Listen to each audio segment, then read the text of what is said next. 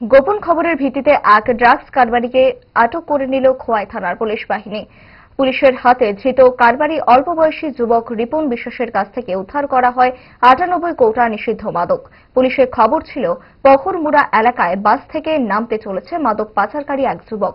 সাদা পোশাকে ছড়িয়ে ছিটিয়ে থাকা খোয়াই থানার পুলিশ ছক মাফিক নিজেদের হেফাজতে তুলে নেয় রিপন বিশ্বাস নামে মাদক পাচারকারী যুবককে। তাকে থানায় এনে চালানো হচ্ছে ব্যাপক জিজ্ঞাসাবাদ।